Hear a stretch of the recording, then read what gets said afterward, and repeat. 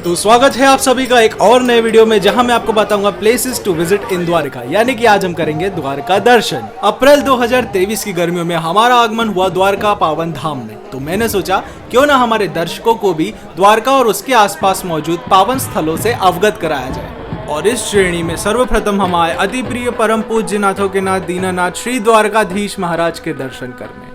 गोमती नदी के तट पर स्थित 72 खंभों से सुशोभित यह 5 मंजिला मंदिर अति मनमोहक और रमणीय है। तो द्वारकाधीश जी के दर्शन करने के पश्चात आप पास में ही श्री शारदा पीठ के भी दर्शन कर सकते हैं, जिसकी स्थापना गुरु आदि शंकराचार्य जी के द्वारा सनातन धर्म को संरक्षित करने और उसका प्रचार करने के लिए की गई थी। तो कहीं से छुप छुपा के मैं आपके लिए एक क्लोज लुक लाया हूँ, ताकि आपको दिखा सकूं कि वाकई में इस मंदिर की वास्तुकला कितनी सुंदर है। मंदिर के दर्शन के पश्चात हम आए मार्केट में, जहां से घूमते हुए हमें जाना था गोमती नदी की ओर। तो द्वारका के रंग बिरंगे और मनमोहक बाजार से होते हुए हम पहुंच गए गोमती नदी के तट पर। गोमती नदी के शीतल जल का आनंद लेते हुए हमने वहां देखा सुदामा सेतु, जो कि अभी तकनीकी कारणों से बंद था। तो दोबारा से मार्केट में घूमते हुए हम यहाँ की परंपरागत क्षेत्रीय कच्ची कला से परिचित हुए। गुजरात के छोटे गाँव में जन्मी इस कला से बने कपड़ों का प्रचार आज देश विदेशों में होने लगा है। काची वर्क। तो मंदिर से घूमते हुए हम आए पीछे की ओर, जहां पर हमें देखना था गोमती नदी और समुद्र का संगम, क्योंकि इसी संगम पर मौजूद एक मंदिर है जो कि ज्यादा प्रचलित तो नहीं है पर महत्वता जरूर रखता है।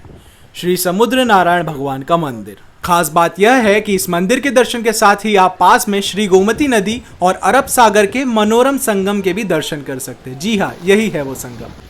और जैसा कि हर सुंदर जगह पर ये प्रजाति तो मिल ही जाती है, तो इन्हें अनदेखा करते हुए मैं आपको ये बताता हूँ कि गोमती नदी के तट पर कई तरीके के वाटर स्पोर्ट्स भी उपलब्ध है, तो आप इन्हें भी एक्सप्लोर कर सकते हैं। तो चलिए मैं आपको कम से कम यहाँ के दर्शन तो करवा ही देता हूँ, क्योंकि यहाँ पर किसी भी प्रकार का कोई प्रतिबंध नहीं था जहाँ तक मैं जानता हूँ। तो दर्शन करके जैसे ही आप बाहर की ओर आएंगे, लेफ्ट की तरफ आपको ये सुंदर लाइट हाउस दिखेगा। वहीं समीप पे मौजूद यह बीच इतना प्यारा था कि मैं आपको बता नहीं सकता हूँ। यहाँ के शीतल जल और मनोरम दृश्य का जितना आनंद लिया जाए उतना कम लगता है। और सुंदर जगहों में यही बात होती है कि जितना समय व्यतीत करो उतना कम लगता है। पर हमें यहाँ से आगे बढ़ना था, तो यहाँ से 2 किलोमीटर के लगभग हम आए श्री भड़केश्वर महादेव मंदिर के दर्शन करने। यह समुद्र के बीचों बीच उपस्थित है। फिर यहाँ से हम और आगे बढ़े 2 से 2.5 किलोमीटर की दूरी पर उपस्थित श्री रुक्मणी माता के मंदिर में।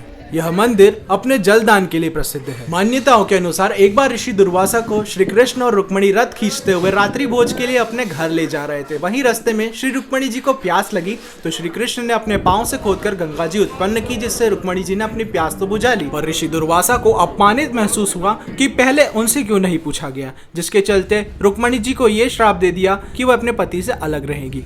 तो यहाँ भी दर्शन करने के बाद हम आगे बढ़े अति प्राचीन श्री भेट द्वारका जी के दर्शन करने के लिए, जहाँ पूरे रास्ते हमें समुद्र में कई तरीके की अनोखी नाव देखने को मिली।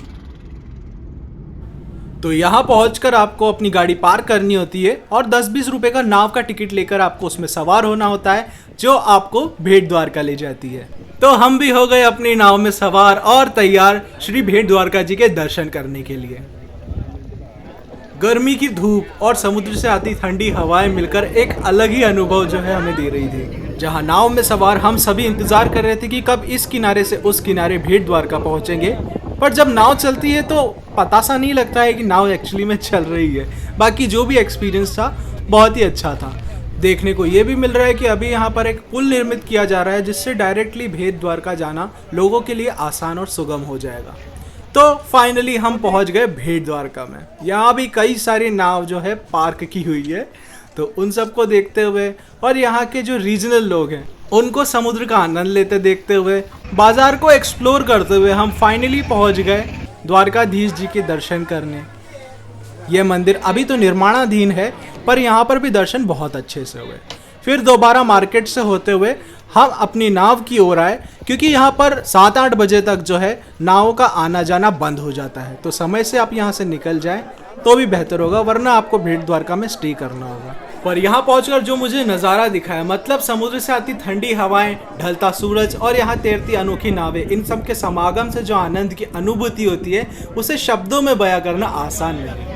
तो हम भी जय श्री राम कहकर दोबारा अपनी नाव में सवार हो गए और तैयार हो गए उस किनारे जाने को, क्योंकि हमें अब वहां जाना था जहां जाए बगैर मेरे हिसाब से तो द्वारका दर्शन अधूरे रहते हैं, श्री नागेश्वर ज्योतिर्लिंग के दर्शन करने। श्री द्वारकाधीश से 17 किलोमीटर की दूरी पर यह नागेश्वर ज्योतिर्लिंग 12 ज्योतिर्लिंगों में से एक दारुका वन में स्थित है। आम जनजाति से एकदम अलग स्थान पर उपस्थित होने के कारण आपको यहाँ पर इतनी भीड़ भाड़ या चहल पहल तो नहीं दिखेगी, और बाकी ज्योतिर्लिंगों की तुलना में यहाँ के वातावरण की दिव्यता में भी कोई कमी नहीं है। मतलब यहाँ प्रवेश करते ही आप शिव भक्तिमय हो जाएंगे, इस बात में कोई संशय नहीं है। प्रभु कृपा से हमारा आगमन यहाँ पर एकदम आरती के समय हुआ।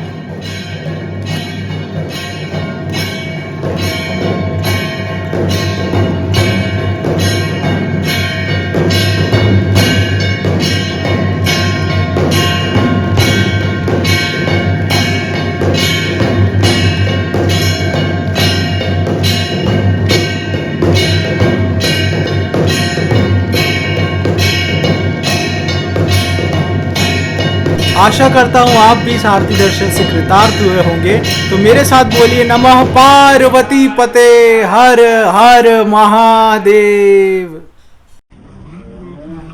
तो मैं उम्मीद करता हूँ कि मेरा यह द्वारका दर्शन का संक्षिप्त विवरण आपके लिए लाभदायक रहेगा, और आगे के लिए भी मैं प्रभु से यही प्रार्थना करता हूँ कि इसी प्रकार से मुझे प्रभु दर्शन और विवेचन का सुख प्रदान करके अपने चरणों में मुझे लगाए रहें, ताकि मैं इसी तरह भक्तिमय रचनाओं का सृजन करके आपको संतुष्ट और प्रफुल्लित करता रहूं। इसी के साथ ये वादा रहा कि फिर हम मिलेंगे एक नई जगह पर एक नए वीडियो के साथ। तब तक के लिए हम है राही प्यार के, फिर मिलेंगे चलते चलते।